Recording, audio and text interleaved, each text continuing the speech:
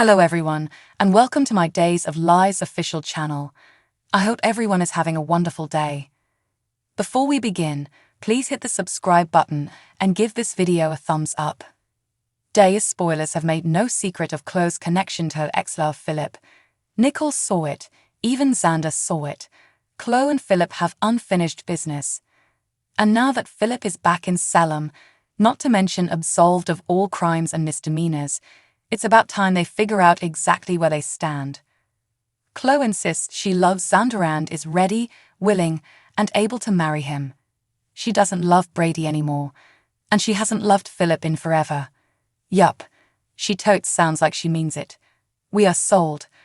Considering how quickly Chloe leapt into not just hiding Philip from the authorities, but begging her best high school pal Belle, Martha Madison, to convince Brady to drop the charges against his uncle, it's clear she isn't neutral towards the man.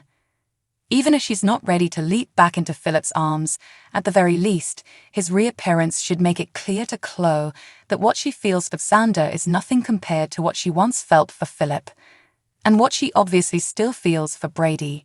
She doesn't have to go running to the next man, but she does have to admit it's time to ditch this one. Then, once Xander is out of the way and Chloe has time to really think things through, she can remember her high school days. The good stuff, like prom, not the ghoul girl stuff. She can recall how she and Philip were known as Flo. How many people thought that was much better than bro? Besides, bro didn't work. Whether it was drugs or his demon seed daughter, Brady has made it clear Chloe will never be his first priority. With Philip, however, he is willing to kill, or at least fake being killed, to make Chloe his. That is totes romantic, and not at all creepy or criminal. Days of Our Lives airs weekdays on Peacock Plus in the US and the W Network or Global TV app in Canada.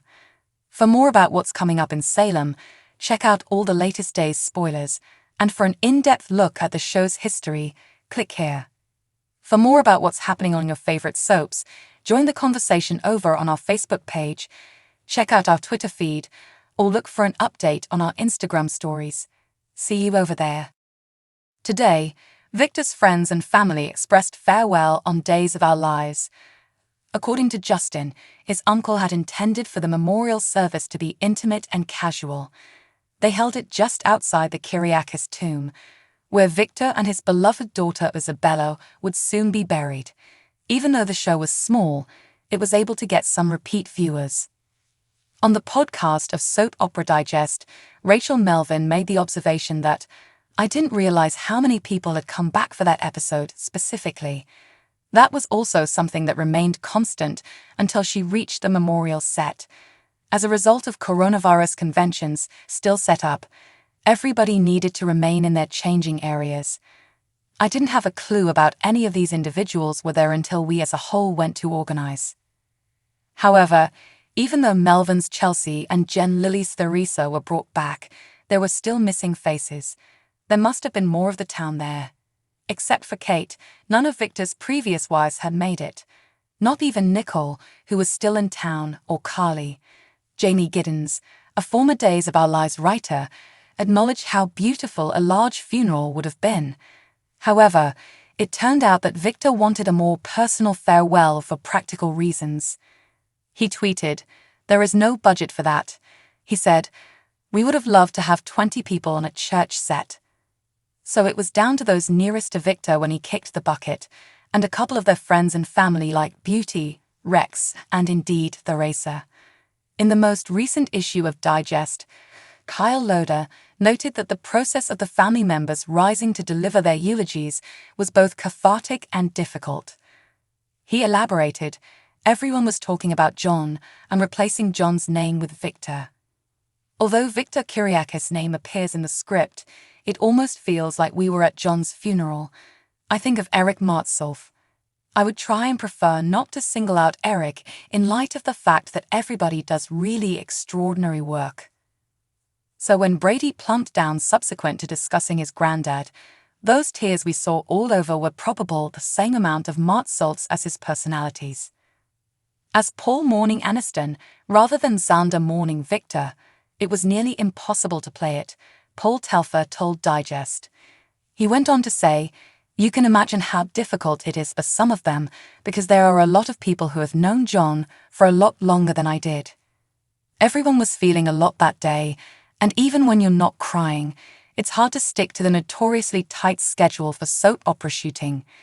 Even though it was initially difficult to complete everything in long takes, the fadeaways that joined the eulogies served a purpose for the cast that you might not have known about. On the Digest podcast, Melvin said that she had been asked to bring Chelsea back for the episode, had the material, and then found out the night before she went to bed that she had to memorize an entire funeral monologue. She shared, "So at 8 o'clock at night, knowing I had to get up at 4 in the morning, I'm trying to memorize everything. Fortunately though, the writing was so good. It's so much easier to keep in your head when the writing is good." As a result, she had to be ready to move and deliver this eulogy, which meant I had to stand up in front of my acting peers and perform because the call time was at 6:30 the following morning, and she had a lot of anxiety about that. However, Melvin confronted it head-on, getting to the front of the memorial service and saying, "I want you all to know, this is my biggest fear in life, and I didn't get this monologue until last night, so I want you all to please be gentle." Rather than avoiding it, Melvin faced it head-on. Additionally, everyone was so helpful. Everyone began to clap after each eulogy as a result. So the blur-outs among commendations and scenes considered everybody to offer their help, applaud and create themselves to get to the following individual. Even though the funeral was smaller than Days of Our Lives might have been in the past, there was no denying that the feelings we witnessed were genuine. Melvin concludes, "Was so cool, the camaraderie and family support, difficult or not." Additionally, we were overjoyed to learn that the cast was there to support one another during this final farewell. Victor is gone, his family is crushed, and today, Days of Our Lives starts their last farewell with a burial service that is certain to lessen everybody, on screen and off, to tears. The Kyriakis family might be joined in grieving for the occasion, however, an association's now tearing at the creases. They will come to terms with the fact that someone will have to take control of Titan now that Victor has left, probably sooner than they would like. Inasmuch as the top of the Kyriakis family was alive, he directed who might be chief and how lengthy. However, now that he is no longer with us, the family will have to figure it out for themselves. Xander and Brady switched back and forth between embracing it out and punching it out. Brady and Philip followed suit. Yes, Brady made the decision not to file charges against his uncle, but he could rethink his decision at any time. Presently, not even Victor's memorial service can hold Xander and Sunny back from clashing. The family's fundamental dysfunction is the only reason the fractures have begun at this point. Things are sure to get violent once they all start fighting for a piece of Titan, if not the entire pie. Justin and Maggie, who had been Victor's closest friends for years, have been relying on each other ever since Victor passed away. However, those two had their quarrels not too long ago. Even though Justin usually stays out of the family business, he was getting mad at Maggie for how she treated Alex, which made her give in and let him back into Titan. She did, but Alex didn't come back. That doesn't mean, however, that he couldn't imagine anything worse than to sit in that president's seat.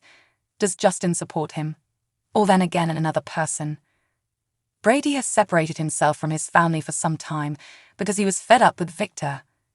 But now that his grandfather has passed away, what will happen next? Will he submit a second bid for the CEO position? What regarding Xander? He has undoubtedly desired it. Sunny has attempted it, and Philip has run the business during breakdowns. Maggie, however, was the last who Victor put in control, and she's demonstrated amazingly able as she's employed control with an iron, yet still in some way getting it. Clench hand. But with Victor gone, will she even want to stay at Titan? Perhaps, but maybe not. There is also Vivian.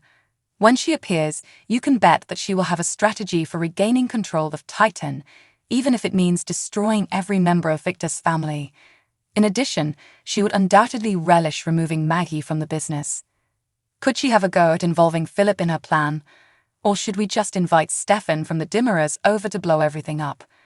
As if Victor's family would run out of things to do if the Dimmerers didn't make things worse. All in all, on the off chance that you thought they battled previously, you had better buckle up. Thanks for watching. If you like this video, so please don't forget to subscribe my channel and don't miss any update.